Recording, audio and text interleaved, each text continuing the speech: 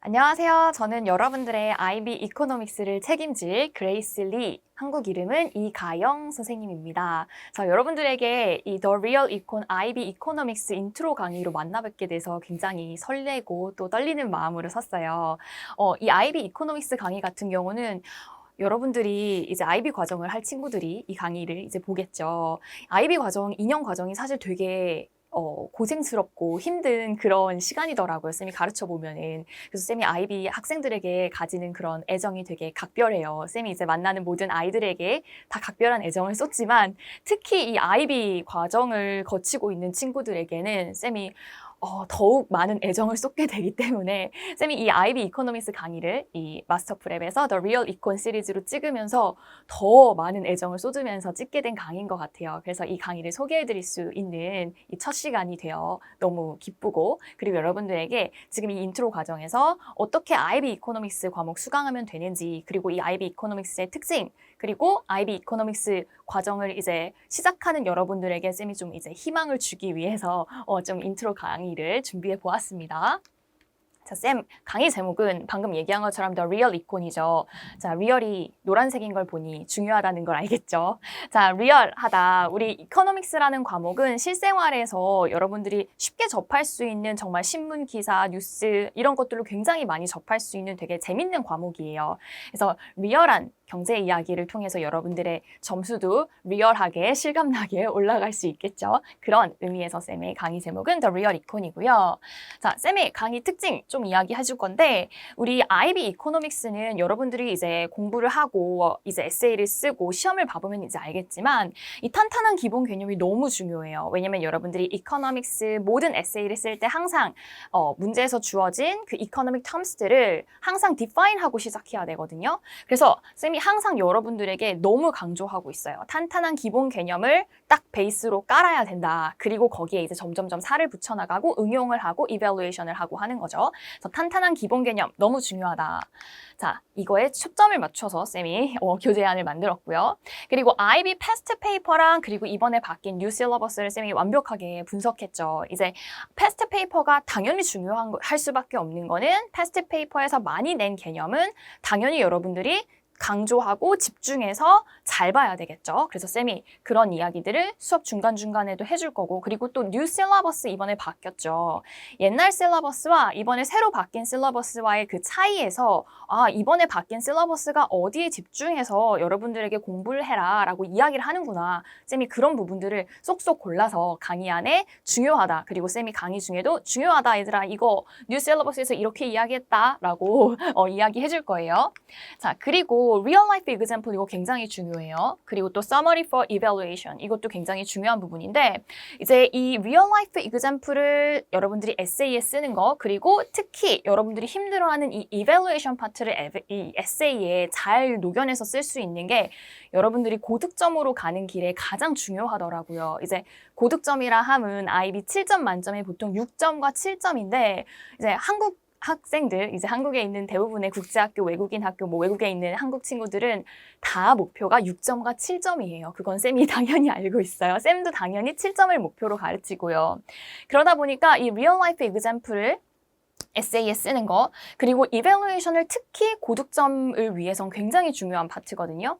그래서 이 real life example을 여러분들이 좀 더 쉽게 받아들일 수 있도록 많이 풍부한 example을 넣으려고 노력을 했고, 그리고 또 이 evaluation 파트 같은 경우는 여러분들이 advantage, disadvantage, 그리고 어떤 스테이크홀더에게 어떤 영향이 가는지 short run, long run effect 이런 것들을 좀 세세하게 분석해서 에세이에 쓸 수 있어야 되는데, 이제 큰 줄기를 쌤이 잡아줄 거예요. 당연히 에세이를 쓰는 건 여러분들이기 때문에 이제 살을 붙이고 여러분들의 그 표현을 쓰는 건 여러분들의 몫일 수밖에 없죠. 연습을 통해서. 근데 이제 쌤이 아무것도 없는 바탕에 써라 라고 하면 여러분들이 얼마나 힘들겠어요.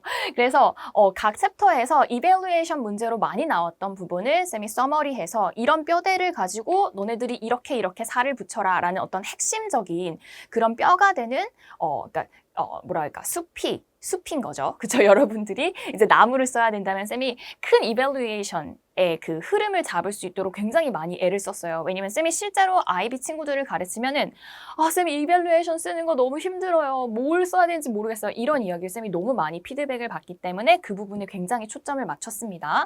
자, 그리고 쌤의 교재안을 보면은 당연히 이코노믹스 그래프 너무 중요하죠. 그리고 여러분들이 이제 이 빡센 IB 공부의 과정에서 조금이라도 좀 흥미롭게 이코노믹스를 접근하고 또 재밌게 공부할 수 있도록 그림과 표, 그래프 많이 활용했어요. 여러분들이 보면 알게 될 거예요.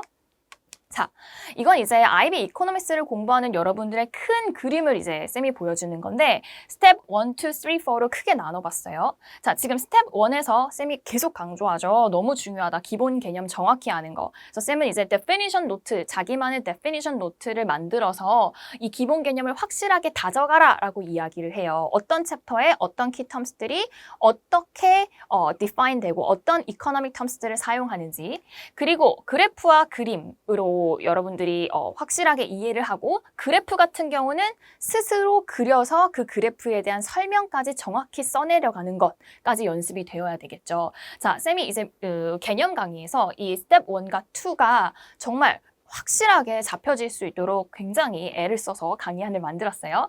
자, 그리고 이렇게 개념을 하고 난 후에는 past paper, 그리고 아웃라인 연습 후에 그리고 past paper를 실전적으로 정말 시간 맞춰서 써보는 연습이 되어야 되겠죠. 자, 이렇게 스텝 1, 2, 3, 4를 여러분들이 쫙 착실하게 쌤과 따라온다면 여러분들의 점수는 7점으로 빛나게 된다. 지금 7점 숫자 커지는 거 보이죠? 7점으로 빛나게 될 것이다. 그리고 여러분들의 대학 입학 원서에 이코노믹스 7 이렇게 딱 찍히는 거죠. 얼마나 뿌듯하겠어요. 그쵸? 자, 그런 이 스텝 4가지를 여러분들이 항상 생각하면서 내가 공부를 할 때 이렇게 했으면 이제 이렇게 하고 그 다음 이렇게 이제 이거를 전체적인 로드맵을 여러분들 머릿속에 넣고서 공부를 할 때 훨씬 효과적일 수 있겠죠. 그래서 쌤이 이런 이야기를 해봅니다. 자, 그리고 이제 여러분들이 이제 시작하는 인트로잖아요. 여러분들 인트로에는 희망차고 이제 할 수 있다는 자신감, 이게 딱 여러분들에게 이제 딱 심어져야 되기 때문에 쌤이 굉장히 희망적인 자료를 가지고 왔어요.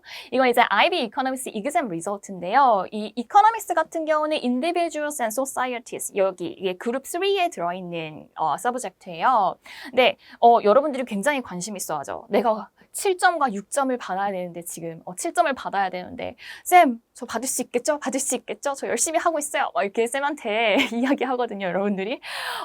자, 우리 지금 전체 인디비주얼스와 소사이어티 그룹의 민 그레이드를 보면은 4.63이에요. 7점 만점에. 그리고 7점을 받고 있는 퍼센테이지는 여기 있다시피 6%. 6점을 받는 퍼센테이지는 18.4%다. 자, 그러면은 전 세계의 상위 6% 아이들이 지금 7점을 가져간다는 건데요. 자, 이 그룹에, 이 소사이어티 그룹에 있는 전체 과목들의 6점과 7점 비율이에요. 사실 전체 점수 비율인데 우리에게 관심 있는 건 6점과 7점밖에 없잖아요, 여러분들. 그쵸? 그래서 쌤이 지금 6점과 7점 비율을 특히 강조해서 보자면 지금 하이레벨 같은 경우는 13%, 그리고 그러니까 7점이 13%, 6점이 27.5%나 돼요. 그러니까 합쳤을 때 상위 40% 안에 들면 여러분들이 6점, 7점이라는 고득점을 받을 수 있다는 거죠. 근데 지금 여러분들이 쭉 보면 알겠지만 정말 막 상위 2%에 들어야 7점이 되는 과목들도 상당해요. 그쵸? 그리고 이제 스탠다드 레벨 같은 경우는 조금 퍼센테이지가 작긴 하지만 지금 9%, 9.8% 거의 10% 가까운 친구들이 7점을 받고 있고 그리고 6점을 20% 이상의 친구들이 받고 있다. 그러니까 합쳤을 때 6점, 7점 비율이 역시 30%를 좀 넘어가는 그런 상위권 친구들의 퍼센테이지예요. 그러니까 지금 이 얘기 쌤이 왜 하는 거겠어요? 너네 희망을 가져라. 상위 40%에 들면 고득점 6점, 7점 받을 수 있다. 자, 쌤이 지금 방금 이야기한 데이터 다시 정리해 놓았는데요. 이제 소사이어티에 있는 다른 과목들에 비해서 이코노믹스는 아까 얘기한 것처럼 명확한 기본 개념, 그리고 그래프를 내가 정확히 설명할 줄 알고, 그리고 evaluation, explanation, 이 정확하게 흘러가는 그 에세이의 포맷이 있어요. 그래서 그거를 여러분들이 연습을 확실하게 하고 정말 중요한 건 성실함. 쌤이 IB 학생들 가르치면서 느끼는 건 정말 성실해야 되는구나를 많이 느끼거든요. 자, 그러니까 그렇게만 따라와 준다면은 다른 소사이어티 과목에 비해서 훨씬 여러분들이 고득점을 챙겨갈 수 있는 확률이 높다.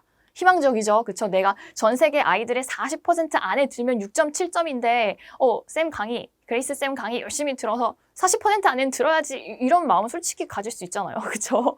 충분히 가질 수 있죠. 그래서 여러분들 희망을 가져라 라는 이야기로 쌤이 이런 자료까지 뽑아왔어요. 자, 그 다음에 우리가 이제 IB 공부 점수를 제대로 받으려면 내가 뭘 해야 되는지 알아야 되겠죠. 시험의 포맷 그리고 이 어세스먼트 아웃라인인데요.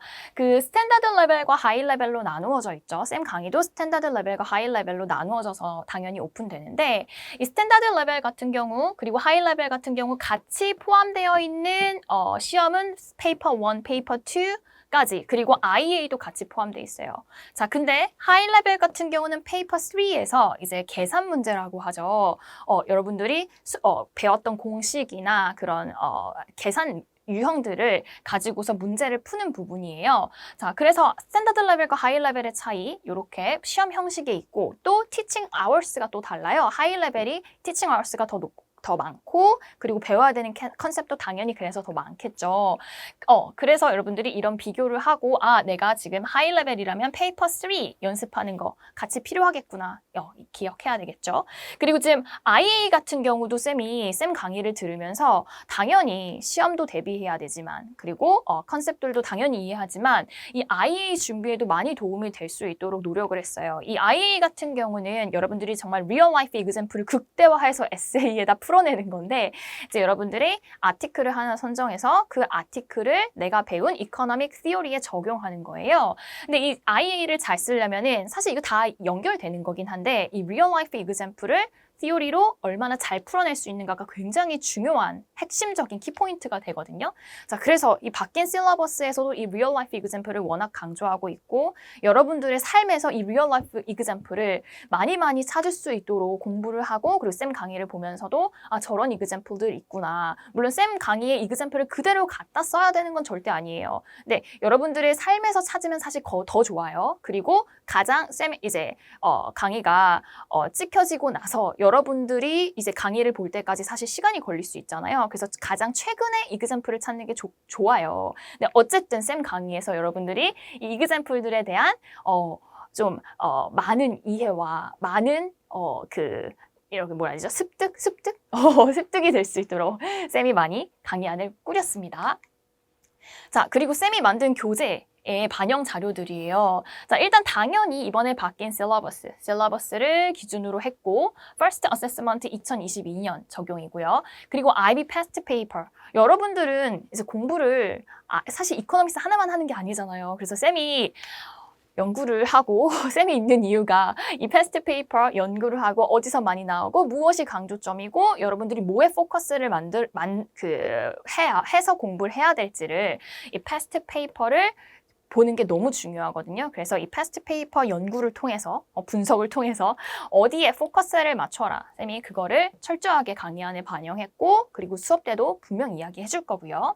자, 그 다음에 또 여러분들 IB 교과서들 캠브리지, 옥스포드, 피어슨 이렇게 3대 교과서가 있죠. 자, 그 중에서도 사실 이제 각각 교과서마다 장단점이 있어요. 근데 이제 그 장점만 쌤이 뽑아서 가장 설명이 좋고 가장 이그젬플이 좋은 그런 부분만 쌤이 척척척 뽑아가지고 강의안을 만들었고요. 그리고 쌤이 최근에 한 작년 정도부터 IB 학교들 중에서 이 커그니티라는 온라인 교과서를 사용하는 학교들이 대거 늘었어요. 그래서 쌤이 봐야지. 그래서 들어가서 쌤이 보고 그것도 반영하려고 애를 써봤는데 우리 아무래도 아직까지는 이 3개의 교과서를 사용하고 있는 학교들의 비율이 높기 때문에 이 3개의 페이퍼북으로 주로 했지만 커그니티도 쌤이 같이 반영을 했다라는 거 알려주고 싶어요. 왜냐면 커그니티 교과서를 쓰는 친구들 같은 경우는 이제 보이는 물리적인 페이퍼북이 없잖아요. 그래서 굉장히 좀 쌤에게 불안하다는 이야기를 하더라고요.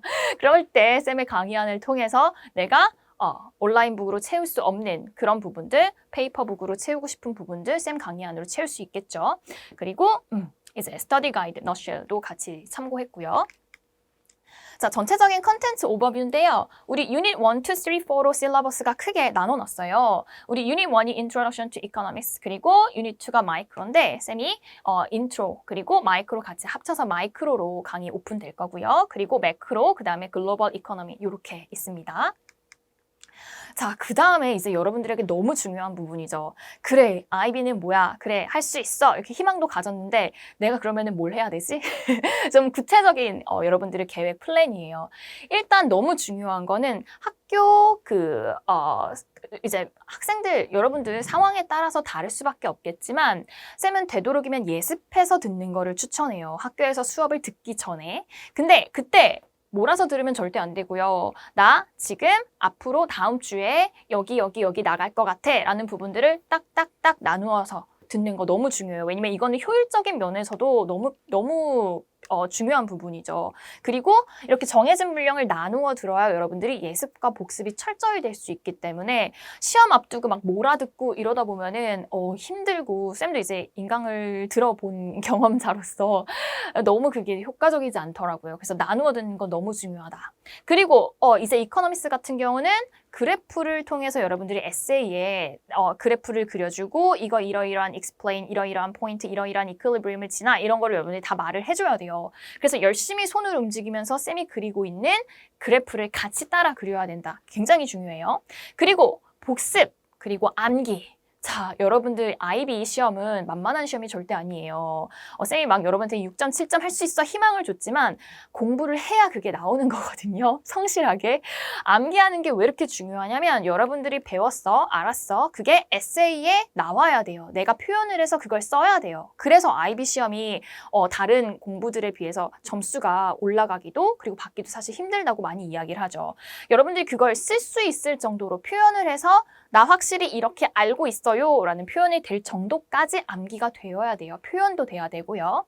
그래서 중요한 것이 스스로 에세이를 써보는 겁니다. 자, 에세이를 써보고 그리고 자기가 나 이 부분에서 막혔어 라는 부분에 꼭 표시를 하고 여기까지는 썼는데 이 이상 넘어가질 않네. 그 부분들 있죠. 그런 부분들을 채워가는 공부를 하는 에세이 연습이 IB 시험 고득점에 너무너무 중요한 부분이다 라고 쌤이 이야기를 해주겠습니다.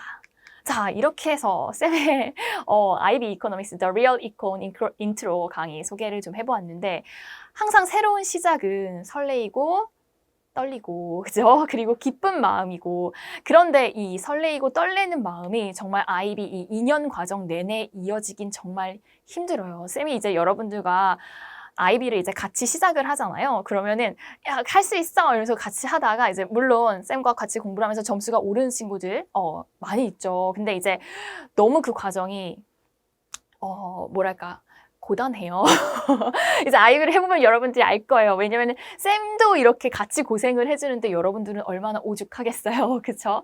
하지만 쌤이 생각할 때 이 IB 과정은 너무 뭐랄까 여러분들의 인생에서 이 2년이 너무 가치가 있다고 생각을 해요. 왜냐면 지금 여러분 나이 때 공부 2년을 하는 건 정말 여러분들의 인생에서 가장 머리가 잘 돌아가고 가장 세상을 받아들이는 그런 이해가 가장 높은 시기거든요. 그래서 쌤이 2년 동안 이 IB 이코노미스 공부가 여러분들의 삶에 너무 훌륭한 밑거름이 된다는 걸 알기 때문에 쌤도 이렇게 강의를 소개해주면서 너무 기쁜 마음이에요. 왜냐면은 여러분들의 이 IB 이코노미스 공부가 여러분들의 삶에서 너무 잘 쓰일 거를 알고 있기 때문에 자, 그래서 그 소중하고 귀한 시간에 이 그레이스 쌤과 함께 2년을 열심히 한다면 좋은 점수 받을 수 있다. 그리고 또 여러분들의 원하는 꿈을 이루고 또 여러분들의 앞으로의 삶에서도 너무너무 좋은 도움이 될 것이다 라고 쌤이 이야기해주면서 마무리하고 싶습니다. 자, 지금까지 그레이스 리 이가영 쌤이었고요. 여러분들 그럼 이제 본 강의에서 만나도록 할게요.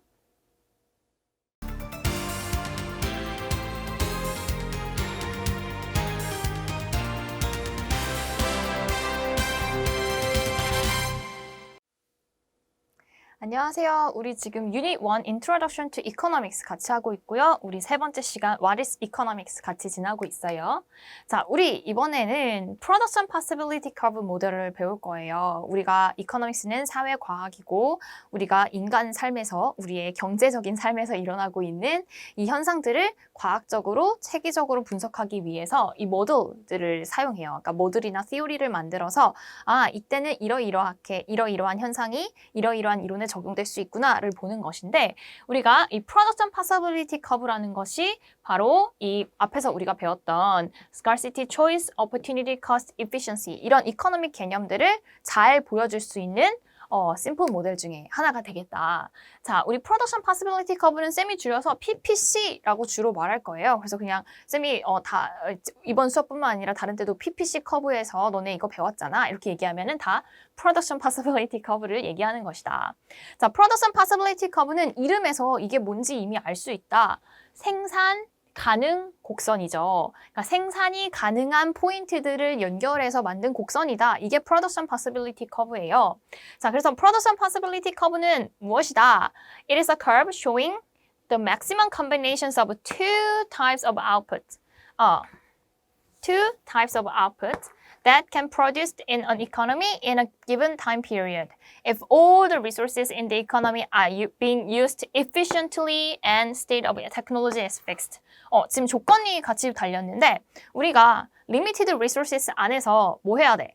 가장 efficient하게 리소스를 사용할 수 있는 포인트들을 찾은 게 PPC예요. 왜냐면 우리는 리소스를 잘 써야 되니까 그 포인트들을 연결해서 이 포인트들에서 가장 프로덕션을 잘할 수 있구나. 이런 포인트들 우리가 찾아내는 건 거지. 자, 그런데 왜 두 개의 물건에 대한 컨비네이션만 알려줄 수밖에 없냐면 우리가 Production Possibility Curve 이렇게 생겼어요. X 밸류랑 Y 밸류가 있는데 뭐 여기에 이제 good A가 들어가고 그리고 여기에 good B가 들어가. 그리고 지금 현재 내가 가지고 있는 리소스로 good A를 10개 만들 때 good B는 뭐 5개 만드는 거야. 그럼 이렇게 포인트가 찍히는 거예요. 그리고 good A를 뭐 12개 만들 때 1개 만들어. 그럼 이런 식으로 포인트 찍으면 돼. 2개 만들 때 10개 만드네. 그럼 이런 식으로 포인트가 찍혀요. 그리고 이런 식으로 이렇게 내가 찾아낸 포인트들을 이렇게 연결하는 거야. 이렇게 연결해서 찾아내는 게 바로 Production Possibility Curve예요. 그러니까 이 모든 PPC 커브 위에 있는 이 모든 포인트들이 다 뭔 거야? 내가 만들 수 있는 두 개의 아웃풋 타입의 가장 프로덕션을 잘하는 포인트들을 연결한 건 거지. 그치? 그렇다 보니까 이 PPC 커브는 뭐일 수밖에 없어? It shows the maximum output combination, productive capacity of an economy. 이 이코노미에서 만들 수 있는 maximum output combination들을 다 연결한 거야. 그러니까 지금 쌤이 그냥 example로 3개만 포인트를 찍었지만 이제 이 3개 포인트뿐만 아니라 이 라인 위에 있는 어떤 포인트들이든 다 뭔 거예요? 이 사회가 자기의 리소스를 최선을 다해서 가장 efficiently하게 쓸 수 있을 때 만들 수 있는 포인트들을 연결한 거야. 자, 이게 Production Possibility Curve이다.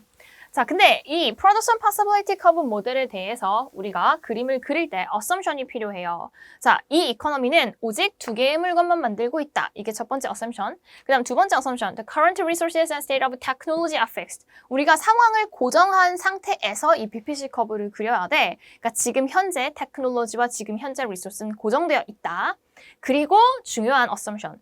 All resources in the economy are fully employed and 하나 더 추가, used efficiently, 그리고 가장 efficiently한 방법으로 사용되어지고 있다. 자, 이 세 번째 중요한 assumption에서 우리가 PPC 커브를 따라 있는 모든 포인트들은 다 productive efficiency 하다 할 수밖에 없다라는 그런 결론을 얻을 수 있어요. 자, 그래서 이 세 번째 assumption 매우 중요하다. 모든 리소스를 다 쓰고 있고 가장 efficiently하게 사용하고 있다 보니까 PPC 커브를 따라 있는 all points along PPC productive efficiency일 수밖에 없겠죠.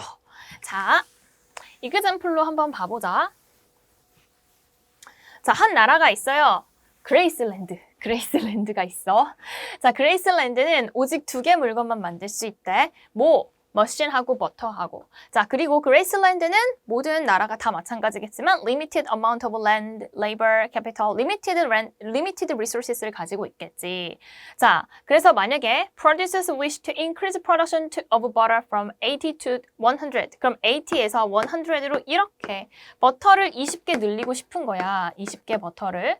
그럼 지금 우리가 80일 때 머신 몇 개 만들었는지 봤더니 머신을 60개 만들었네. 그쵸? 근데 100개로 버터를 늘리려 봤더니 내가 반드시 뭐 할 수밖에 없어? 머신의 양을 줄여서 버터 양을 늘릴 수밖에 없어. 머신 몇 개 버렸어요? 10개 머신 버렸지. 이런 식으로 우리가 컨비네이션을 찾아가는데 반드시 무언가를 하나 더 얻게 되면 반드시 무언가 하나를 잃을 수밖에 없는 이 관계. 이게 바로 뭐였죠?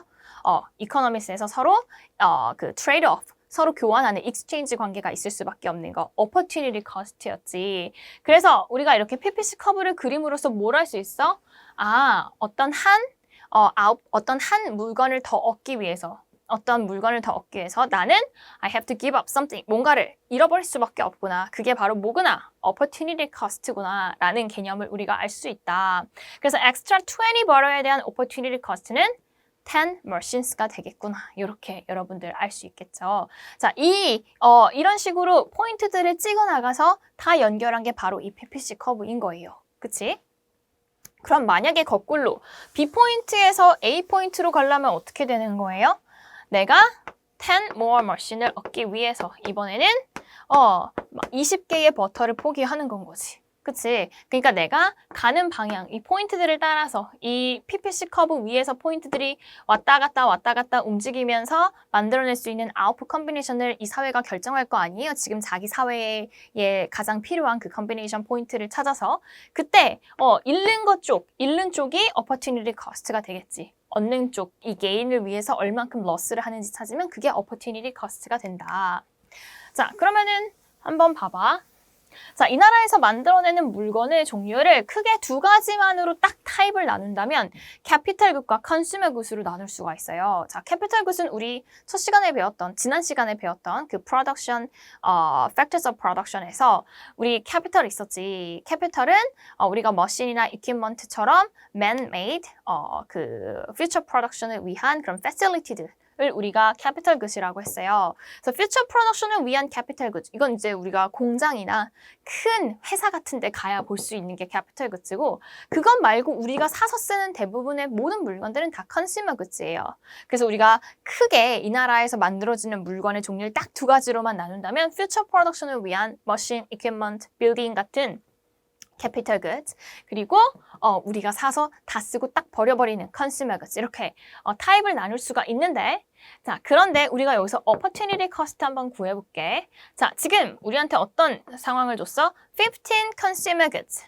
자 지금 consumer good 50에서 65가 됐죠. 그럼 opportunity cost of an additional 15 consumer goods라고 하면은 additional 15 consumer goods 지금 15개의 컨슈머 굿즈를 늘리면서 버릴 수밖에 없는 캐피털 굿즈를 말해달라는 거지. 그러니까 포인트가 C에서 D로 이동할 때 잃어버린 거. 몇 개 잃었어요?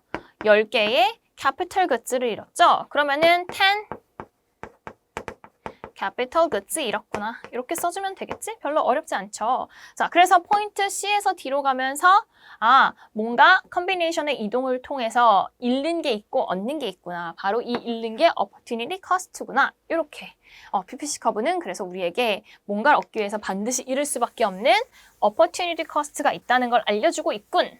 알 수 있겠죠? 자, 우리가 PPC 커브의 종류를 크게 두 가지로 나눌 수 있는데요. 이렇게 스트레이트 라인으로 뚝 떨어지는 PPC 커브가 있고 이렇게 둥글게 여기 우리 이 포인트, 제로 포인트를 기준으로 이렇게 둥글게 그려지는 컨케이브한 PPC 커브가 있어요. 쌤이 지금 여기 보드아웃이라고 썼는데 이게 지금 컨케이브라고 여러분들 교과서에 나와 있는 경우가 많아요. 컨케이브. 지금 여기 오리지널 포인트를 기준으로 이렇게 둥글게 나와 있는 이런 상황을 우리가 컨케이브하다라고 얘기해.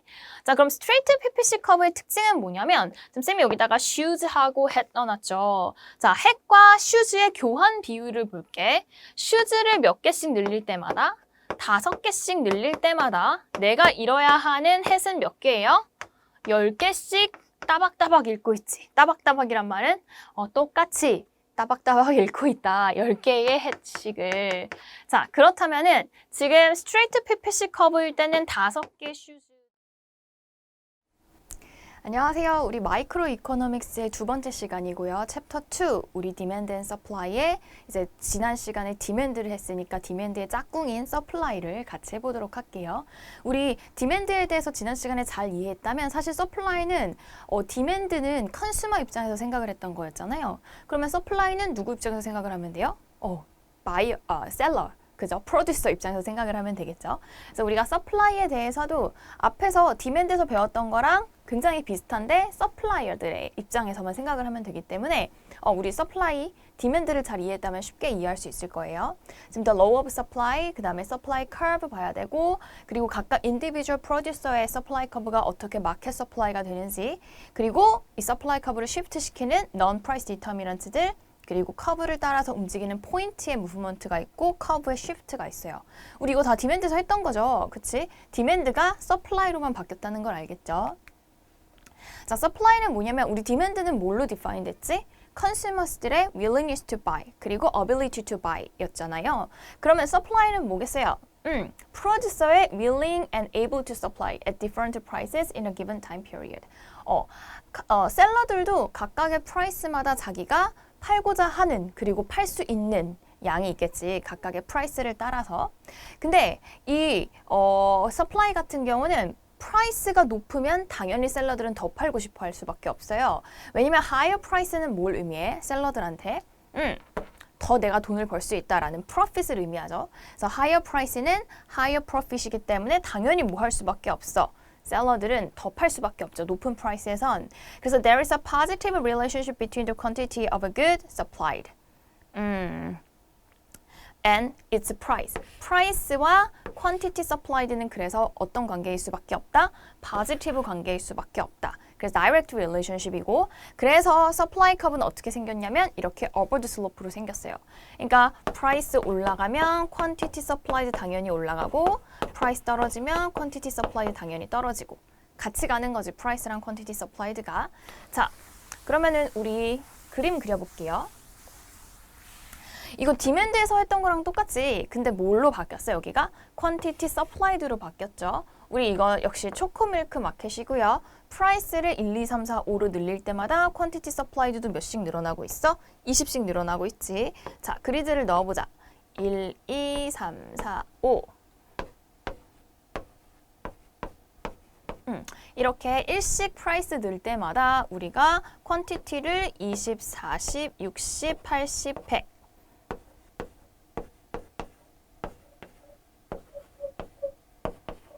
이렇게 20씩 늘려주면 되겠죠. 그럼 가격이 1일 때는 20, 2일 때는 40, 3일 때는 60, 4일 때는 80, 5일 때는 100.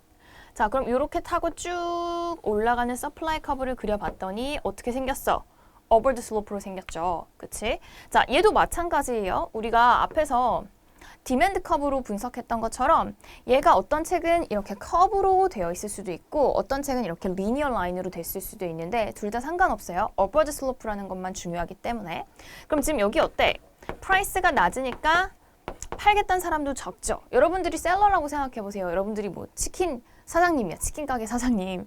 근데 치킨 값이 낮아. 그럼 내가 별로 팔고 싶지 않겠지. 왜냐면 내 프로핏이 낮으니까. 근데 어떻게 되면 프라이스가 높아지면 어떻게 하고 싶어? 더 많이 팔아서 프로핏을 많이 긁어 모으고 싶겠죠. 그래서 서플라이 커브는 이렇게 업워드 슬로프로 생겼다. 자, 이렇게 프라이스와 퀀티티 서플라이드의 관계가 서로 다이렉트인 이 관계를 우리가 뭐라고 불러요? The law of supply라고 부르는 거예요. 그래서 price and quantity supplied have direct relationship. 그게 supply curve가 upward인 이유고 the law of supply다. 자, 그러면은 서플라이 커브도 각각 한 개의 펌의 서플라이가 있고 그걸 다 합쳐서 우리가 마켓 서플라이 커브를 끄집어내거든요. 그래서 우리가 인디비주얼 서플라이와 마켓 서플라이 까지 어떻게 가는지 생각해 볼게. 자, 모든 인디비주얼 펌들이 있지. 그 각각의 펌들이 어떤 한 프라이스에서 나 만들고 싶어 라는 퀀티티 서플라이드가 있을 거예요. 근데 그 각각 인디비주얼 펌들의 퀀티티 서플라이드를 뭉쳐서 합치면 그게 뭐가 되는 거야? 전체 마켓 서플라이가 되는 거겠죠.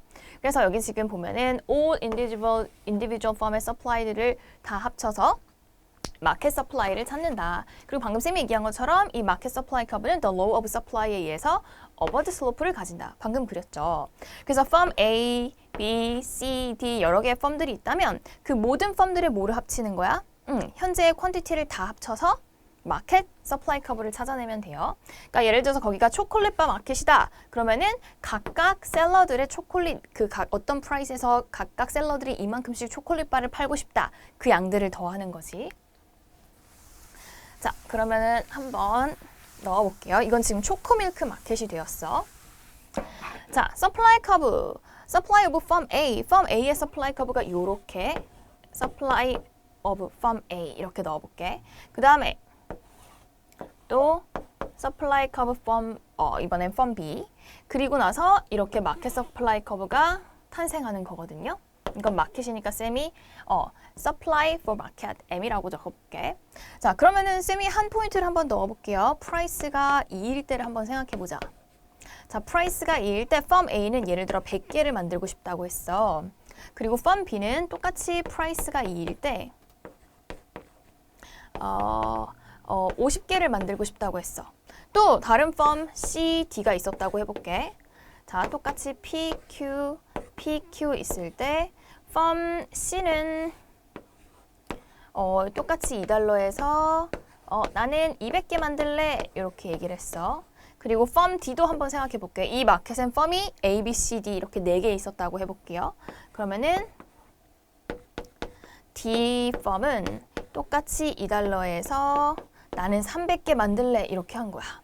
자, 그러면은 우린 뭐 해야 돼? firm A와 firm B와 firm C와 firm D의 price 2에서의 각각의 quantity supplied를 합쳐보니 100 더하기 200 더하기 300 하면은 600이죠. 거기다 650이 되었네.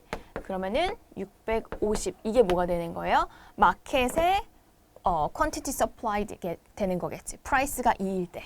그래서 이 A, B, C, D 이 4개 펌의 서메이션을 찾는 거야. 그래서 마켓 서플라이는 이렇게 되겠죠. 그럼 프라이스가 2일 때 전체 토탈 펌들의 quantity supplied는 650이구나. 요렇게 된다는 거예요. 별로 어렵지 않죠? 우리 다 디맨드에서 했던 거랑 똑같아요. 자, 그러면은 이번에도 뭘 알아야 되겠다. 이 서플라이 커브가 디맨드 커브처럼 쉬프트 할 수 있어요. 커브가 쉬프트 한다는 거는 서플라이가 커지거나 줄었다는 얘기겠지. 자, 그러면은 이 non-price determinants라는 거는 역시 이 왜 앞에 non-price라는 말이 붙었을까? 우리 프라이스가 바뀌는 거는 뭘 가져와? 앞에 디맨드에서 했던 것처럼 포인트 무브먼트를 가져와요. 근데 프라이스가 아닌 다른 이유 때문에 어떤 상황이 바뀌면 그땐 supply curve가 바뀔 수 있어. 그래서 changes in the determinants of supply cause shifts in the supply curve. supply curve에 뭘 가져오는 애들? shift를 가져오는 애들 우리가 볼 거야. 자, rightward shift는 뭐예요? increase 하는 거죠. 그리고 leftward shift는 뭐예요? decrease 하는 거죠. 자, 그러면은 이것도 역시 우리 두 개 구분해보자. 자, 서플라이 커브가 이렇게 올라가는 서플라이 커브가 있어요. S. 여기도 이렇게 올라가는 서플라이 커브가 있어. 자, 근데 포인트 무브먼트라는 건 이 퀀티티 서플라이드가 바뀌는 거였지. 프라이스가 P1일 때 퀀티티가 Q1에서 결정이 됐었어. 자, 근데 프라이스가 P2로 올랐더니 quantity supplied도 어떻게 돼? Q2로 올라가지. 그러면은 price의 increase가 똑같이 quantity supplied의 increase를 가져왔어요. 자, 근데 요거는 지금 supply curve는 가만히 있고 뭐만 움직인 거야? 포인트만 이렇게 커진 거지. 그럼 반대로 경우도 우리 생각할 수 있겠죠. price가 P2에서 P1으로 만약에 떨어지면 그때는 quantity supplied가 Q2에서 Q1으로 떨어지겠네. 요렇게 가겠네. 근데 어쨌든 지금 포인트가 이렇게 바뀌는 것은 커브가 움직인 거 아니고 이 똑같이 서플라이 커브는 가만히 있고 포인트만 움직이고 있고 이 포인트가 움직이게 된 이유는 오직 뭐 때문이야? 오직 프라이스의 체인지인 때문이죠. 그래서 포인트 무브먼트는 오직 뭐 때문에만 일어나? 프라이스 체인지인 때문에만 일어나. 근데 이제 서플라이 커브를 시프트 해볼게요. 자, 서플라이 커브가 시프트 한다는 거는 요렇게 커지는 경우도 있을 수 있다는 얘기고 S2라고 쌤이 레이블링 할게. 원래 오리지널 커브는 S1이었어. 자, 이렇게 right shift 하는 건 뭐예요? increase 하는 거겠지. 자, 안녕하세요. 우리 이제 챕터 3으로 들어왔고요. 우리 지금 유닛 2의 마이크로 이코노믹스 전체적인 실러버스 한 번만 다시 볼게요. 우리가 지금 디맨드 서플라이 그리고 그 디맨드와 서플라이가 만난 이퀄리브리움 찾았고 그리고 이제 하이 레벨 친구들 의 챕터인 2.4를 지나서 이제 2.5, 2.6이에요. 2.5, 2.6. 이건 지금 실러버스 기준인데 지금 실러버스 기준으로 쌤이 전체 유닛 2를 기준으로 하면은 너무 이 유닛 2의 내용이 많죠. 그래서 쌤이 챕터를 나눈 거예요. 그러니까 지금 우리가 디맨드와 서플라이를 했고 이제 엘라스티시티라는 새로운 개념으로 들어올 차례가 되었다. 자, 그래서 쌤이 여기 elasticity 부분을 챕터 3으로 나눠놨습니다. 우리 챕터 3, elasticity에서는 demand의 elasticity, 그 다음에 supply의 elasticity 이렇게 나눠서 볼 건데 우리 이번 시간에는 demand의 elasticity 볼게요. 자, 우리 demand의 elasticity에 대해서 먼저 elasticity가 뭔지부터 여러분들이 알아야 되겠지. 그리고 price elasticity of demand, 그 다음에 이 price elasticity of demand를 찾는 포뮬라와 그리고 그래프상에서 PED가 elastic, inelastic한 거 같이 그려볼 거고 그 다음에 어떤 때 물건이 elastic, inelastic한지 determinant 보고 그리고 total revenue와 PED의 relationship 그리고 왜 PED가 firm과 government decision에 이렇게 중요한지 그 다음에 우리가 income elasticity of demand라는 거를 YD로 또 볼 거예요. 자, 먼저 elasticity가 무엇이냐? 여러분들이 elastic하다는 거는 뭐야? 이렇게 뭔가를 쭉 늘렸을 때 쭉 따라서 늘어나면 우리가 elastic하다 이렇게 얘기를 하죠. 고무줄처럼 쭉쭉 늘어나면. 그러니까 elastic하다는 거는 내가 어떤 힘을 줬을 때 그 힘에 대해서 그 물건이 어떻게 반응하냐야. 자, 그거를 우리가 economic 컨셉으로 얘기하면 responsiveness예요. 쉽게 말해서 뭔가에 대한 반응이지. 근데 이코노미스트들은 이 elasticity를 어떻게 쓰냐면은 how much something changes when there is a change in one of the determinants. 어떤 한 가지의 variable x가 뭐 얼만큼 바뀌었어? 그때 다른 variable y라는 게 어떻게 바뀌는지 그 반응을 보는 거예요. 그 x를 우리가 먼저 PED를 배울 때 price elasticity of demand 같은 경우는 price가 바뀌었을 때 어떻게 물건을 사겠다는 사람들의 quantity demanded가 바뀌는지 요걸 보면은 PED인 거거든. 그러니까 바뀌는 variable과 그 바뀐 variable 때문에 영향을 받아서 나오는 result, 걔네 둘 사이에 얼마나 관계가 크냐, 작냐를 가지고 우리가 elasticity를 판단해 보는 건데 지금 elasticity of demand 같은 경우는 뭐래요? It's a measure of how much the demand for a product changes when there is a change in one of the factors that determine demand. demand에 영향을 미치는 어떤 팩터가 변했을 때 얼만큼 quantity demanded가 바뀔지 그거를 찾는 거예요. We will look at two elasticity of demand. 그래서 elasticity of demand에 우리가 PED, 쌤이 줄여서 앞으로 PED라고 계속 얘기할 거예요. price 줄임말이야. Price Elasticity of Demand, PED. 그 다음에 Income Elasticity of Demand는 여기에 우리가 Y가 붙었어요. Income Elasticity of Demand 이렇게 두 가지를 크게 카테고리 나눠서 볼 거예요. 자, 먼저 PED라는 거는 무엇인지 만화로 한번 봐보자. 지금 여기 보면은 일라스틱한 경우에요, 먼저. 자, 지금 콜라가 1달러에서 3달러로 됐어. 가격이 몇 배 뛴 거야? 3배 떴죠. 가격이 이렇게 3배 뛰고 났더니 이 아저씨가 1달러일 때는 좋은 프라이스야 이러면서 샀어. 근데 이제 3달러가 됐더니 안 사! 라고 하면서 자기의 행동이 바뀌었죠. 그러면은 놀라간 프라이스에 대해서 이 아저씨가 뭘 한 거야? 지금 responsive 한 거죠. 반응한 거지. 반응을 했으니까 일라스틱한 거야. 그러니까 반응률이 클수록 일라스틱한 거예요. 자, 근데 인일라스틱한 경우는 똑같이 밀크가 0.8달러에서 2.4달러가 됐어. 그러면 똑같이 3배 뛴 거잖아. 방금 콜라도 1달러에서 3달러 된 것처럼 3배 뛴 거니까 여기서도 지금 3배를 뛰었죠. 근데 이번에는 이 언니 께서 지금 똑같이 가격이 3배 떴음에도 불구하고 but I still need it 그러면서 산단 말이야. 그럼 이건 뭔 거예요? 가격이 올라간 거에 대해서 반응을 한 거야, 안 한 거야? 안 한 거죠. 왜냐면은 가격이 낮을 때도 샀어. 가격이 비싸져도 샀어. 그러니까 가격이 싸도 비싸도 나는 여전히 살 거야 라는 게 뭐예요? 나는 그 가격이 변한 거에 대해서 반응을 안 할 거야 잖아. 반응률이 낮은 거죠. responsiveness가 낮은 거지. 그러니까 지금 이 경우는 이 consumer가 is not sensitive to change in price. price change에 대해서 안 sensitive 한 거고 이 경우는 뭐 한 거예요? sensitive to change in price. sensitive 한 거야. 그러니까 반응을 하는 거죠. response 한 거고 얘는 response 안 한 거고. 차이 알겠지? 그래서 response를 안 한 경우는 우리가 inelastic한 상황이라고 얘기를 해요. 자, 그러면 우리가 이 price elasticity of demand, PED를 계산하는 방법을 알아야 돼. 자, 우리가 elasticity를 계산할 때는 이 분수로 계산을 할 건데 bottom에 들어가는 숫자, 여기 change in percentage in price를 쌤이 넣어놨지. 이게 뭐냐면 바뀌는 variable. 예를 들어서 얘가 variable x라면 위에 올라간 이 percent change in quantity demanded 얘 있죠?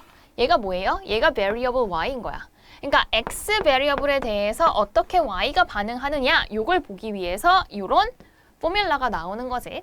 그래서 price elasticity of demand measures the responsiveness. 반응을 본데 뭐의 반응을?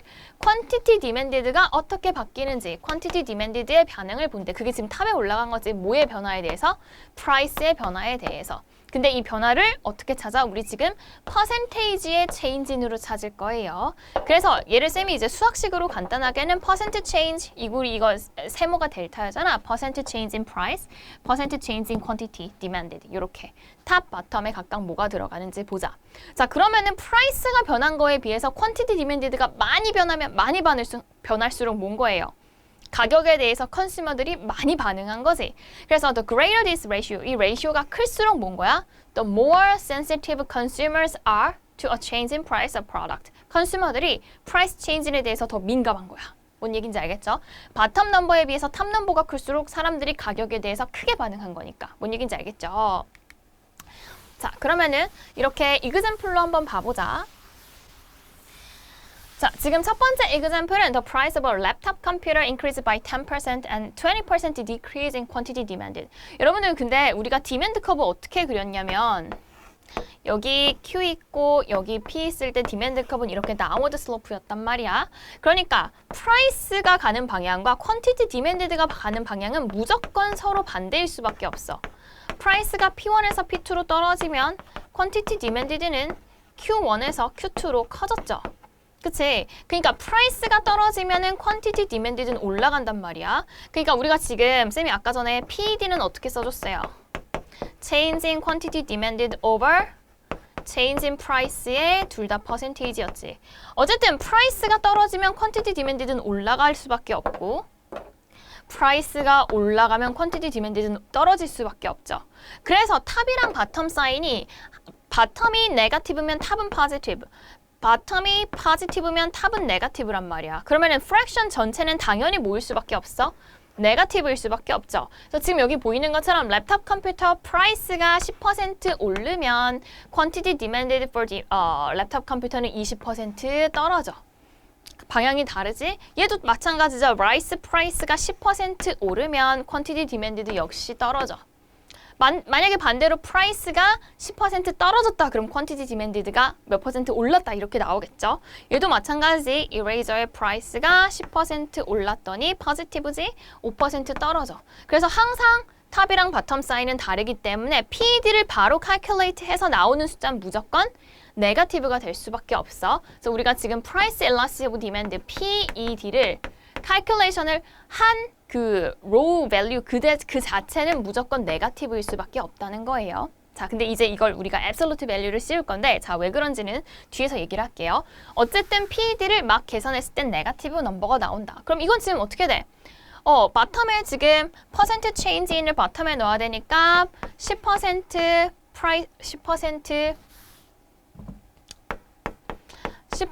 프라이스 올랐더니 지금 20% 퀀티티 디맨디드 떨어졌어. 지금 이 얘기죠. 아이고. 자,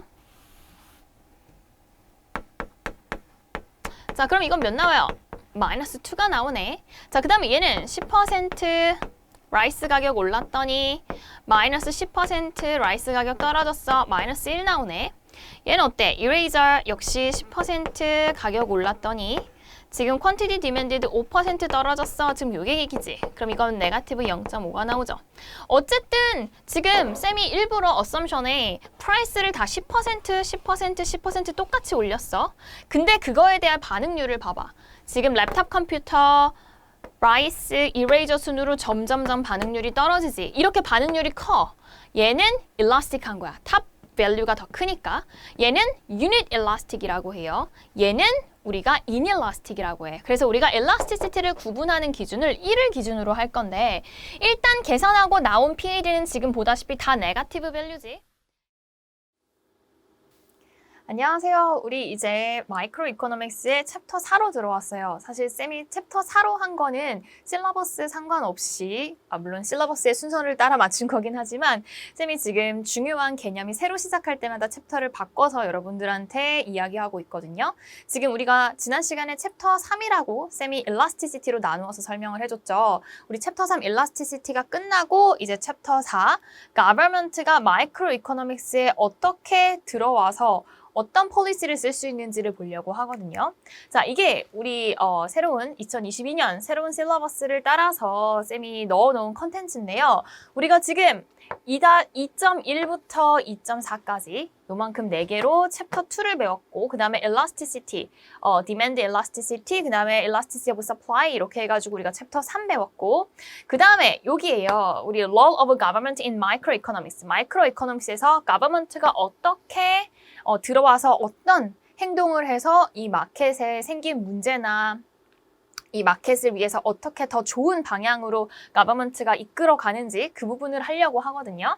자, 우리 지금 실러버스 기준으로는 2.7번을 하고 있다. 이렇게 여러분들이 기억하고 같이 출발할게요. 자, 그래서 우리 실러버스의 2.7 쌤 지금 기준으로는 챕터 4에서는 가버먼트가 마이크로 이코노믹스에서 무엇을 하는가를 보려고 하는데 첫 번째로 가버먼트가 그러면은 왜 마켓에 들어와야 될까를 생각해 봐야 돼요. 우리가 마켓에 대해서 이야기하면서 쌤이 처음에 유닛 1에서 마켓이라는 곳은 무엇을 하는 곳이라고 했죠? Basic Economic Problem이 뭐였어? Limited Resource를 Unlimited 원치에 맞춰서 잘 리소스를 디스트리뷰션 해주는 거, 잘 알로케이션 해주는 거, 그거를 마켓에서 할 수 있다고 했잖아요. 근데 마켓에 가버먼트가 들어온다는 거는 마켓이 지금 하고 있는 그 일에 뭔가 문제가 생겼거나 뭔가 가버먼트가 볼 때 약간 못마땅한 게 있는 거야. 아니면 사람들이 요구한 걸 수도 있고. 그래서 그런 것들을 해결하기 위해서 가버먼트가 들어와야 돼요. 그럼 가버먼트가 들어오는 그 가버먼트 인터벤션의 폼들이 무엇인지를 우리가 크게 4가지 정도로 나누어서 볼 거예요. 그리고 이렇게 가버먼트가 마켓에 들어오면은 그 마켓에 들어온 결과 어떤 컨시퀀스가 있고 스테이크홀더스들에게 어떠한 영향을 미칠지 이렇게 우리가 쭉 훑어보려고 합니다. 자, 그럼 먼저 우리가 왜 가버먼트가 마켓에 들어올 수밖에 없는지 Reasons for Government Intervention in Markets 마켓에 가버먼트가 들어오는 이유 마켓에 들어와서 어떻게 아웃컴을 바꾸려고 들어오는 건지 우리가 같이 보려고 해. 자, 첫 번째 가버먼트가 레베뉴를 벌려고 자, 가버먼트도 국가를 운영해야 되잖아요. 그럼 뭐 경찰서도 있어야 되고 소방서도 있어야 되고 도서관, 신호등, 가로등 사실 국가가 해주는 게 굉장히 많아요. 그럼 가버먼트도 돈을 벌긴 벌어야지. 물론 가장 큰 레베뉴는 우리의 텍스예요. 근데 그 텍스 중에서도 마이크로 이코노믹스에선 특별히 우리가 인다이렉트 텍스라는 걸 볼 거야. 인다이렉트 텍스는 물건에 붙는 컨섬션 텍스예요. 우리가 한글로 소비세라고 하는 거지. 그 인다이렉트 텍스를 통해서 가버먼트는 레베뉴를 얻을 수 있다. 그리고 이 텍스와 관련해서 우리가 챕터 3에서 배웠던 일라스티시티랑 연결해서 가버먼트의 텍스 레베뉴 양이 또 달라질 수 있다는 것도 같이 확인할 거고요. 그 다음에 펌을 서포트해주기 위해서 한 나라가 이코노믹 그로스를 하고 돈을 번다는 건 사실 훌륭한 기업들이 많아야 가능해요. 왜냐면 기업들이 훌륭하게 잘 자리 잡고 있어야 거기 가서 일하는 워커스들의 인컴이 커지고 인컴이 커져야 우리가 스펜딩을 하고 우리가 스펜딩을 해야 다시 그 나라의 이코노믹 그로스가 또 있고 그렇잖아. 그러니까 펌이 운영을 잘하고 비즈니스를 잘해서 프로핏을 잘 내는 게 그 한 나라의 경제를 위해서 너무 중요한 거거든. 그러니까 가버먼트는 뭐 해야 돼요? 펌이 그 인더스트리를 잘 프로덕션을 잘해서 인더스트리를 잘 유지하고 프로핏이 높아질 수 있도록 도와주는 역할을 해야 돼. 그래서 지금 서브시디를 주거나 프라이스 플로어나 아니면 타리프를 붙여서 펌이 더 많이 프로덕션 열심히 해 하면서 펌을 인커리지 한다라고 돼 있죠. 우리가 이 서브시디 그다음 프라이스 플로어에 대해서 그리고 마지막에 타리프도 인터내셔널 마켓에서 자세히 배우게 될 거예요. 자, 지금 여기서 쌤이 써주는 이런 subsidy, price floor, tariff 이런 것들이 government intervention의 내용이 되는 거야.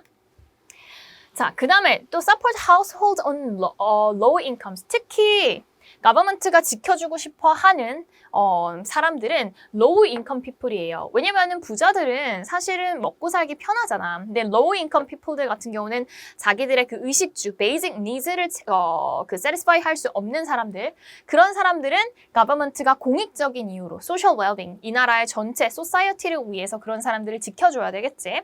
그래서 government가 이런 low income household를 지켜주기 위해서 who do not earn enough income to meet their basic needs. 그래서 government가 방금 쌤이 얘기한 것처럼 subsidy, price ceiling, direct provision and transfer 이런 것들을 준다. 우리 price ceiling이라는 거, price 방금 앞에서 firm을 지켜주기 위해서는 price floor가 있었죠. price ceiling은 가격을 억지로 낮춰주는 거야, 물건의 가격을. 아까 price floor는 가격을 억지로 높여주는 거고요. 오늘 우리가 reasons for government intervention in the market 끝나고 바로 price controlling, price ceiling과 price floor에 대해서 배울 거거든. 그때 자세히 다시 나올 겁니다. 그러니까 가격을 낮춰주는 거야. low income people들을 위해서 물건을 좀 더 값싸게 살 수 있도록. 그 다음에 여러분 그리고 뭐 transfer나 provision, direct provision은 government가 직접 뭔가 주는 거, 그리고 transfer는 government가 돈을 주는 거, financial support라고 생각하면 돼요. 자, 그 다음에 influence level of production. 이건 우리 아까 방금 그 encourage firms to produce more goods and services, 더 많이 만들 수 있도록 encourage 하는 거잖아. 그거랑 연결돼요. subsidy도 주고 price floor를 만들어서 이건 억지로 가격을 높여주는 거야. 또 테리프도 방금 나왔지. 그래서 더 많이 프로덕션 할 수 있도록 도와주는 거. 자, 그리고 또 컨섬션 레벨도 높여주는 거지. 우리 컨슈머들에게 사면 좋은 물건이 있고 사면은 좋지 않은 물건들이 있어요. 그걸 우리가 merit good, demerit good이라고 하는데, merit good의 대표적인 건 여러분들 지금 열심히 공부하는 이유가 뭐야? 이 사회에 크게 이바지할 수 있는 education 하는 거잖아. education 또는 뭐 여러분들이 감기 안 걸리려고 플루샷을 맞았어. 그러면은 나도 건강하지만 주변 사람들도 건강하죠. 그리고 또 헬스케어, 열심히 내가 달리기 하고 운동해가지고 건강해졌어. 그럼 나도 좋지만 내 주변 사람들도 같이 건강하고 내도 일 잘하고 이런 거 있죠. 그래서 많이 컨슘하면 컨슘할수록 사회 전체의 베네핏을 올려주는 물건을 우리가 merit good이라고 하는데, 내가 컨슘하면 컨슘할수록 이 사회 전체의 베네핏을 깎아내리는 디메리트 굿즈들도 있어. 그런 디메리트 굿은 우리가 담배 피는 거, 아니면 술 많이 먹는 거, 뭐 나쁜 것 중에 이제 illegal, 우리나라에서 완전 illegal이지만 드러그 하는 거, 이런 것들 있죠. 그런 건 우리가 디메리트 굿이라고 하거든. 그러면은 government는 뭘 해야 돼? merit goods, demerit goods. merit good은 컨슈머들이 좀 많이 사, 우리 사회 발전을 위해 많이 사, 이렇게 해야 되고, demerit good은 이 사회의 발전을 위해서 그만 사 해야 되겠죠. 그래서 그런 것들에 영향을 주기 위해서도 역시 government intervention이 필요하다. 쌤이 example도 merit good과 demerit good example 넣어놨고요. 자, 그리고 또 우리가 마켓 페일러에 대해서는 챕터 5에서 따로 다시 한번 배우게 될 건데, 방금 쌤이 마켓이 하는 역할이 뭐라고 했어? 리소스를 efficient하게 allocation 하는 거라고 얘기했지? 근데 마켓 failure가 일어나면 이 allocative resource efficient allocative of resources, allocation of resources가 안 돼요.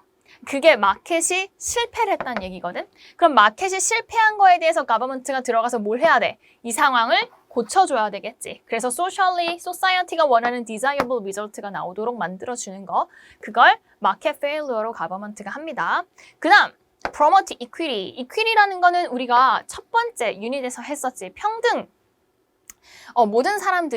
사실은 모든 사람들이 평등하다는 거는 이제 human right 이런 측면에선 가능하지만, 모든 사람들은 능력도 다르고 살아온 배경도 다르고 교육 정도도 다르기 때문에 우리 income distribution은 항상 모두에게 이퀴리하게 적용될 수는 사실 없어요. 왜냐면 열심히 일하는 사람 있고 노는 사람 있고 놀다가 일하고 놀다가 일하는 사람 있고 너무 다르잖아, 사람들이. 그러니까 하지만 그럼에도 불구하고 아까 쌤이 얘기한 것처럼 government는 뭐를 해야 돼? 공익적인 차원에서 나라 전체의 social well-being을 위해서 너무 이 distribution of income이나 wealth가 어느 한쪽에만 집중되어 있으면은 그거를 분산시켜줘야 돼요. 왜냐면 계속 가난한 사람들만 가난하고 부자인 사람들만 계속 부자라고 해봐. 그럼 사회 전체적인 economic growth가 평등하게 average income이 커지는 게 불가능한 거야. 잘 사는 사람들 몇 %만 잘 산다는 거는 빈익빈 부익부가 그래서 심해지면은 그 나라의 전체 economic growth를 해치게 되거든요. 그래서 그런 것들을 해결해주기 위해서 government가 들어가서 low income people들을 위해서 역시 price ceiling, subsidies, transfer, redistribution of income 이런 거를 해줘야 되겠지. 그쵸? 자, 이런 것들을 위해서 government는 인터벤션을 한다. 자, 그럼 우리 government가 인터벤션을 하는 메인 폼스 크게 네 가지, 우리가 지금 수업 때 크게 집중해서 볼 건 요 네 가지예요. 자, price controls, 그 price control에는 price ceiling과 price floor가 들어가 있고요. 그 다음에 indirect tax, 방금 얘기한 것처럼 consumption tax라고 생각하면 돼. 소비세, 물건에 붙여지는 tax. 그 다음에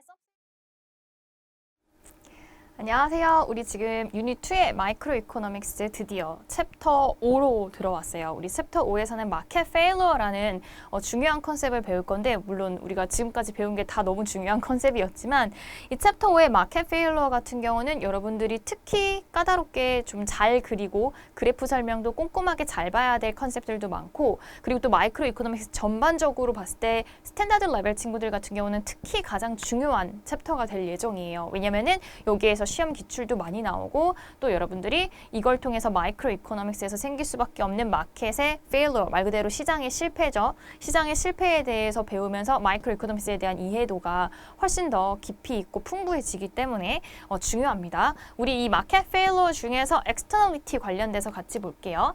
자, 우리 다시 한번 이번에 실러버스 다시 꺼내왔어요. 지금 우리가 챕터 2에서 demand supply 그리고 equilibrium 이만큼을 같이 봤고, 그 다음에 쌤이 챕터 3으로 구분해 놓은 elasticity에서 elasticity of demand, PED, PES 그리고 YD 이렇게 봤고, 그 다음에 여기 2.7에서 우리가 지난 시간까지 챕터 4로 쌤이 구분해 놨던 마이크로 이코노믹스에서 가버먼트가 어떻게 인터벤션 하는지 우리 네 가지 대표적으로 봤죠. price ceiling, price floor, indirect tax, 그 다음에 subsidy 이렇게 봤어요. 자, 이제 우리가 마켓 페일러로 들어왔어요. 그래서 여러분들의 그 IBO 실러버스에 따르면은 2.8에 해당되는 부분이고, 우리 2.8 마켓 페일러에서는 externality, 그 다음에 common pool or common access resources, 그 다음에 또 마켓 페일러의 public goods, 대표적으로 이렇게 큰 챕터들이 나뉜다. 이 중에서 지금 우리가 externality를 먼저 시작할 건데, 이 externality 너무너무 중요합니다. 너무너무 중요합니다. 왜냐면은 굉장히 많이 출제되고 방금 쌤이 얘기한 것처럼 중요한 그래프들이 많기 때문에 그래요. 자, 그래서 쌤이 챕터 5로 꺼내온 2.8과 2.9 마켓 페일러 중에서 externality, 그 다음에 common access resource, 그리고 또 public goods 이렇게 우리가 살펴보도록 합시다. 자, 우리 externality 중에서 지금 우리 externality에서 배워야 될 컨셉들 쭉 나열한 건데, 지금 socially optimum output이라는 곳을 알아야 돼. 사실 이 socially optimum output은 우리가 이미 equilibrium 하면서 한 그 포인트예요. 디맨드와 서플라이가 만나는 곳. 왜 거기가 그렇게 중요했냐면 거기에서 리소스 알로케이션이 가장 잘 됐는데, 이코노믹스의 펀더멘털 프로블럼이 해결하고 싶은 그것이 바로 뭐야? 바로 어떻게 하면 이 사회에 리미티드 되어 있는 리소스를 잘 알로케이션해서 가장 잘 쓸 수 있을까? 가장 에피션시를 올릴 수 있을까? 그걸 찾는 거였잖아. 그러니까 소셜리 옵티멈 아웃풋을 우리가 안다는 건 뭐와 같아? 이 이코노믹 펀더멘털 프로블럼을 해결해 줄 수 있는 포인트를 지금 찾기 위해서 마켓이 소셜리 옵티멈 아웃풋 레벨을 찾을 수 있는 포인트를 디맨드와 서플라이가 만나는 곳에서 찾았던 것이었던 것이죠. 자, 그래서 우리가 그 디맨드 서플라이 커브가 만나는 그 포인트의 디맨드 커브와 서플라이 커브를 이번에는 좀 새로운 이름으로 부를 거야. 사실은 새로운 이름이 아니라 우리가 디맨드를 MB라고 했었고, 그쵸, 마지널 베네핏. 그리고 서플라이 커브를 우리가 MC라고 쌤이 설명해 줬었지. 거기에 society, social이라는 단어만 중간에 지금 끼얹겨 들어간 거거든요. 그래서 우리가 커브 이름을 조금 바꿔서 기억을 할 수 있도록 MSB, MSC 요게 의미하는 게 뭔지, 그리고 이 MSB와 MSC가 만나는 여기에서 allocative efficiency, socially optimum이면서 social surplus maximize 되는 것이었지. 요 포인트의 의미. 그리고 또 우리가 이제 다음 시간부터 본격적으로 positive externality, negative externality 볼 건데, 오늘은 우리가 배우게 될 그 externality의 definition까지 같이 좀 보도록 할게요. example들과 함께. 자, 우리 먼저 socially optimum output level이라고 배웠던 곳은 어디였어? 디맨드 커브와 서플라이 커브가 만나는 곳이었죠. 요렇게. 자, 여기에선 무슨 일이 일어났다? quantity demanded equals quantity supplied. 다시 말해서 resource waste가 있어 없어? 없었죠. 왜냐면 사람들이 사고 싶어하는 그 포인트에서 그 돈 주고 팔겠다는 사람들도 딱 여기에서 만났기 때문에 서플러스나 쇼티지가 없었어. 다시 말해서 excess demand나 excess supply가 없으니까 어떨 수 있어요? 리소스가 딱 이 포인트에서 그대로 딱 팔렸던 거지. 넘치거나 모자르지 않게. 자, 그래서 이 포인트에서 우리가 equilibrium을 찾았죠. PE 이렇게 찾았고 이 포인트에서 quantity equilibrium QE 이렇게 찾았던 거 기억나지? 여기가 equilibrium이었고 이 equilibrium을 쌤이 SAT로 외워라 이렇게 이야기를 했지. 너네들이 봐야 되는 SAT 시험. 물론 IB 친구들은 SAT를 안 보는 경우도 있지만 미국 대학을 가는 친구들은 SAT를 또 많이들 보더라고요. 자, 그러면 첫 번째 socially optimum point지. 지금 이거 그대로야. socially optimum output level이죠, 여기가. 그 다음에 A가 의미하는 건 뭐였어? allocative efficiency를 의미하는 것이었지. 얘들아, 이거는 외워서 너네들이 쓸 수 있어야 된다고 했어. 왜냐면 너네들이 그 에세이에다가 직접 이런 말들을 써야 되지. At the equilibrium society optimum point이면서 equilibrium에서 social allocative efficiency is satisfied without waste of resources. 그 다음에 total surplus 역시 max 될 거야. total surplus maximization 포인트야. 이런 이야기를 써줘야 이 학생이 지금 이 equilibrium의 의미를 제대로 파악하고 있구나. 그리고 왜 이 equilibrium이 마켓에서 이렇게 중요한지에 대해서 알고 있구나. 이렇게 파악하고 에세이에서 그 equilibrium에 대한 definition 또는 의미를 설명해야 될 때 좋은 점수를 받겠죠. 그래서 우리 이 equilibrium은 이러한 특징을 가지고 있는 포인트이기 때문에 여기에서 resource waste가 없고 마켓이 이 equilibrium을 찾아주면 우린 여기서 거래를 했으면 됐어. 그쵸? 우리가 지금까지 배웠던 마켓 페일러가 없는 상태였다면 이었었죠. 그래서 여기 지금 쌤이 다시 한번 답 넣어놨어요. Socially optimum 포인트고요. 여기 포인트 빠졌는데 포인트 넣어주세요. Allocative efficiency, total surplus maximization 되는 포인트이다. 거기가 바로 여기이다.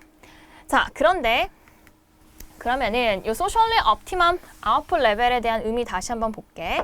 방금 쌤이 얘기한 것처럼 when quantity demanded equals to quantity supplied in point이고 this equilibrium point reflects the best of optimum allocation of resources. resource allocation이 가장 잘 되는 포인트야. 그러니까 resource waste가 없지. 그래서 만약에 이 포인트가 아닌 곳에서 거래를 하게 되면 뭐가 생겼어? deadweight loss가 생겼던 거야. deadweight loss가 뭐의 증거라고 했어요? allocative inefficiency의 증거라고 이야기했지. 그래서 이 컨디션은 allocative efficiency 그리고 MB equals MC. 우리 MB 커브가 demand를 말하는 거고 MC 커브가 supply 커브를 말하는 거였지. 그래서 social surplus max 된다. 다시 말해서 deadweight loss 없다. 요 얘기예요. 자, 우리 여기서 마켓 페일러에 대해서 좀 생각을 해봐야 돼.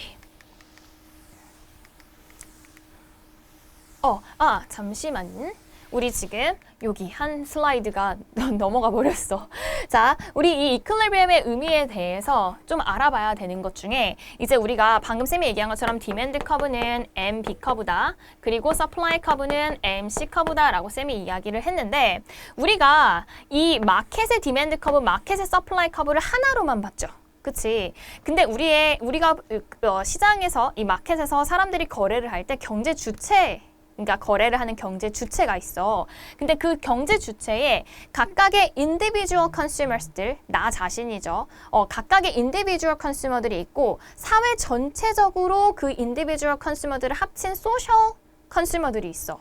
자, 근데 우리가 엑스터널리티가 없고 마켓에서 가장 잘 얼로케이션 되고 있는 상태라면 아까 우리가 그랬던 이 이퀄리브리움이 딱 만들어지는 이 포인트는 한 개의 서플라이 커브, 한 개의 디맨드 커브가 만난 곳에서 결정이 되는 포인트가 되어야 맞아. 그쵸?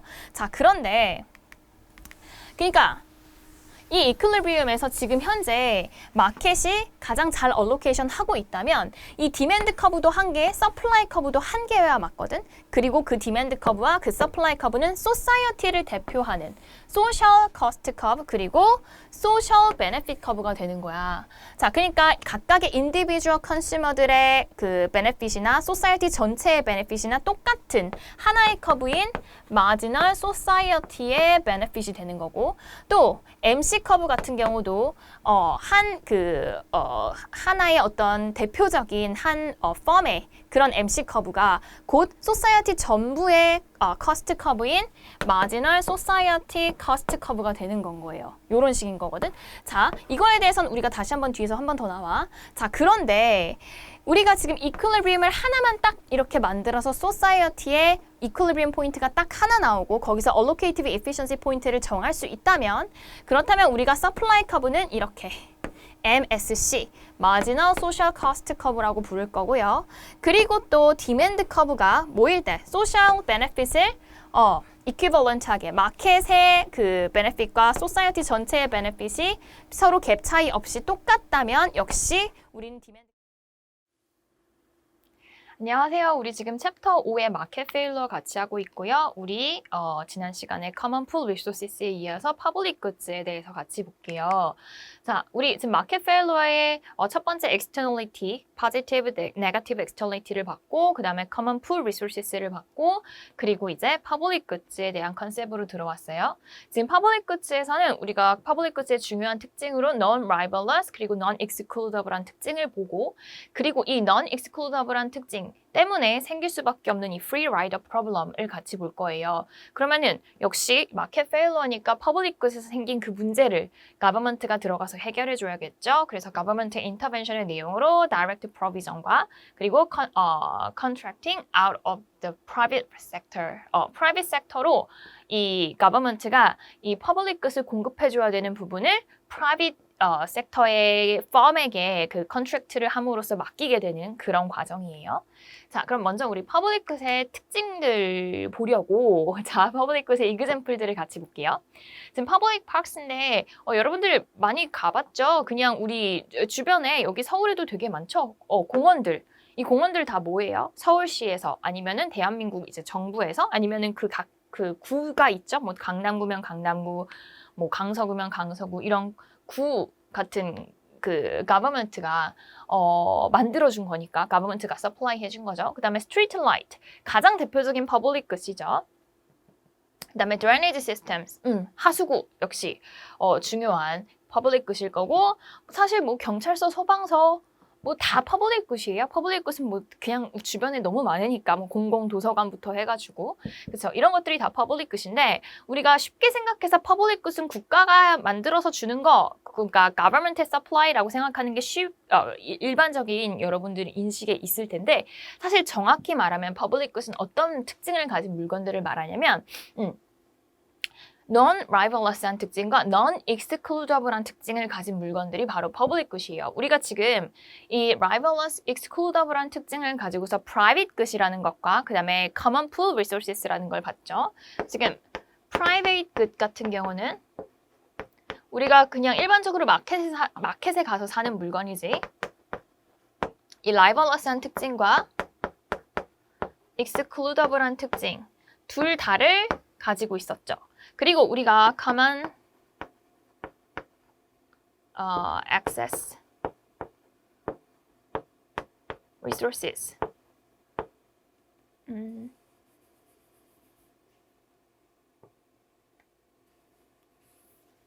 이거.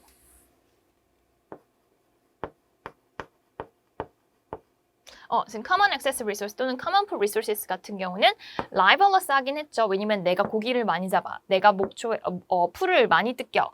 그러면은 상대방이 사용할 수 있는 benefit을 내가 가져가는 거니까 rivalrous한 특징은 있었지만 내가 이 common pool resources 또는 common access resources 이 자연물들을 쓰면서 돈을 내진 않았죠. 그래서 non-excludable 했어. 여기에 지금 뭐가 하나 더 추가된 거예요? 퍼블릭 굿즈가 같이 하나 더 추가됐지. 자, 퍼블릭 굿즈는 rivalrous 하지도 않고 내가 사용하면서 돈을 내지도 않아.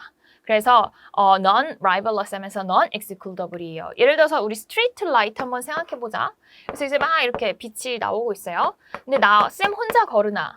여러분들과 함께 걸으나? 아니면은 우리 여기 압구정동의 동네 주민 수백 명, 수천 명이 함께 걸으나? 어때요? 이 가로등에서 나오는 빛은 우리 모두가 다 같이 받는 거잖아. 그치? 그래서 우리가 모두가 받는 이 빛은 빛의 양이 서로의 그 benefit을 깎아내지 않는다는 거예요. 그러니까 non-rivalrous한 특징이 있지. So its consumption by one person does not reduce consumption by someone else. 다른 누군가의 consumption을 줄이지 않는다. 그런 의미에서 non-rivalrous하다. 그 다음에 it is non-excludable as it is not possible to exclude someone from using the good. 역시 그리고 얘가 non-excludable한 이유는 payment, 여러분들이 이 스트리트 라이트 이렇게 지나가면서 스트리트 라이트에 페이먼트 해본 적 있어요? 아무도 없겠죠. 뭐 소방서도 그렇고 경찰서도 그렇고 도둑 잡으러 와달라고 하고 물론 감사의 사례는 할 수 있지만 도둑 잡아주시면 그게 우리가 돈을 지불하고 하는 의무인 건 절대 아니잖아요. 그쵸? 그러니까 우리가 이 퍼블릭 것을 쓸 때 페이먼트 없이도 나는 베네핏을 누릴 수 있어. 그러니까 페이먼트가 있든 없든 누군가가 그 물건을 사용하는 것을 막을 수 있다 없다. 없다. 거기에서 우리가 또 역시 non-excludable한 특징을 퍼블릭 굿에서 가져올 수가 있죠. 그치? 그래서 이렇게 우리들이 물건들의 종류 나누어서 봤을 때 얘네들이 각각 가지는 의미까지 여러분들이 다 말할 수 있어야겠죠. 자, 근데 이 퍼블릭 굿에 non-rivalrous하고 non-excludable한 특징 중에서 이 non-excludable한 특징 여기에서 뭐가 생기냐면 여기서 바로 free rider problem이라는 게 생겨요. 지금 만약에 물건이 excludable 하다면 어때? It is possible to prevent people from buying and using a good simply by charging a price for it. 돈 안 내면 못 써. 이렇게 해가지고 그 페이먼트를 안 하는 사람을 쉽게 excludable 할 수 있을 텐데 지금 public goods 같은 경우는 non-excludable한 특징 때문에 free rider problem이 생긴다. When people can enjoy the use of a good without payment. pay 없이 그냥 자기가 정말 말 그대로 free rider가 되는 거예요. 공짜로 타는 거지. 그래서 이 상황에서는 사람들이 그 물건을 사용하는 것에서 excluded가 될 수가 없는 거죠. 자, 그래서 여기 보면은 이 퍼블릭 굿은 마켓 페일러의 한 종류가 될 수밖에 없어. 자, 왜? 돈이 안 되잖아. 사람들이 돈을 안 내. 근데 프라이빗 펌의 목표는 뭐예요? 자기가 사람들에게서 이 물건을 서플라이하고 거기에 대한 대가로 돈을 받아서 자기의 프로핏을 맥스 시키는 게 프라이빗 펌의 목표잖아. 근데 프라이빗 펌들이 자기의 목표를 이룰 수 있겠어요? 없겠어요? 없겠지. 왜냐면은 돈을 못 받으니까. 쉽게 말해서 지금 펌들은 이 퍼블릭 굿을 서플라이할 이유가 없어. 돈을 못 벌기 때문에. 그럼 자기의 프로핏 맥스를 위한 그 골을 어치브할 수가 없잖아요. 그치? 그러다 보니까 이 퍼블릭 굿 같은 경우는 돈을 안 내고 그냥 이렇게 타고 가는 프리 라이더가 생길 수밖에 없는 거야. 그쵸? 지금 여기 보이죠? 이 사람은 지금 콧노래 부르면서 뒤에 사람들이 열심히 자전거 밀 때 자기는 타고 가면 돼. 그냥 프리 라이더야. 진짜 말 그대로. 그치? 그리고 이렇게 프라이빗 펌들이 이 퍼블릭 굿즈들을 프리 라이더들 때문에 서플라이 하지 않기 때문에 이건 곧 마켓 페일러가 돼요. 왜냐면 서플라이가 안 될 테니까. 그래서 프라이빗 펌은 자기에게 인센티브가 안 되잖아. 이 excludable 굿을 사람들이 가져다 쓰면서 돈을 안 내니까. 그래서 이거는 뭐가 돼? Market fails to allocate resources to their production. 왜냐면 퍼블릭 굿이 반드시 필요하죠. 그쵸? 그 퍼블릭 굿의 베네핏이 필요한 사람들이 있음에도 불구하고 리소스가 allocation 되지 않지. 그러니까 만약에 프라이빗 펌에게 너네들이 퍼블릭 굿을 서플라이 해라고 하면 반드시 under allocation이 될 상황이 될 거란 말이죠. 그러니까 그렇게 뭔 상황이야? 마켓이 스스로 잘 프로덕션해서 allocation을 못하는 상황이 되어버린 거야. 자, 그러면은 이런 상황에 누가 역시 들어가야 돼? Government intervention이 필요할 수밖에 없죠. 자, Government intervention 방법으로 우리가 Direct provision, 이게 지금 첫 번째. 그 다음에 Private sector와 컨트랙팅 하는 거 이렇게 두 가지 나눠서 한번 볼게요. 지금 Direct provision 같은 경우는 우리가 이미 봤었지. Government가 직접 나서서 이 필요한 물건들을 내가 서플라이 해줄게 하는 거였죠. As the market fails to allocate resources to the production of public goods, the government must ensure the public goods are produced at socially desirable level. 그러니까 society가 반드시 원하는 양이 있는데 그 양에 못 미치는 거를 누가 채워줘야 돼? Government가 채워줘야 돼. 그게 Government가 존재하는 이유니까요. 자, 근데 이 government가 이 public good을 directly provided 하려면 뭐가 필요해요? tax가 필요하겠지. 그리고 made available to public. 그래서 대부분의 public goods들은 free of charge야. 왜냐면 우리가 낸 tax로 운영을 하고 그 tax의 그 텍스로 운영되는 덕분에 나는 공짜로 이용할 수 있는 게 일반적인 상황이니까요. 그래서 이런 example로는 우리가 national defense, 그다음에 flood barriers, 우리가 지금 댐 만들 거니까 여러분 돈 내세요 이러는 경우 없지. 왜냐면 내가 낸 그냥 텍스를 government가 알아서 버짓을 나눠서 여기저기에 사용하는 거니까. 그리고 roads, 그리고 pavements, 그다음에 street lighting, 그다음에 lighthouses 이런 것들이 뭐예요? 다 퍼블릭 굿즈들의 example이 되겠지. 우리가 이런 거 하면서 돈 안 내죠. 국방비 이런 거 따로 내는 거 없잖아. 그냥 텍스로 한 번에 내죠. 그리고 그 텍스를 가버먼트가 아래서 운영해 주는 거니까. 자, 그런데 이 Direct Provision에는 당연히 단점이 있겠지. 일단 가버먼트가 돈 쓰는 건 다 단점이 있을 수밖에 없어. 돈을 쓰잖아. 그치? 그리고 쌤이 얘기한 것처럼 가버먼트가 어딘가에 돈을 쓴다는 것은 그 돈을 쓸 수 있었던 다른 어떤 곳에서 그 돈을 가지고 온 거니까 뭐예요? 그게 곧 opportunity cost가 되겠지. 이 limited government funds force choices on what public goods to produce. 그러니까 가버먼트도 지금 선택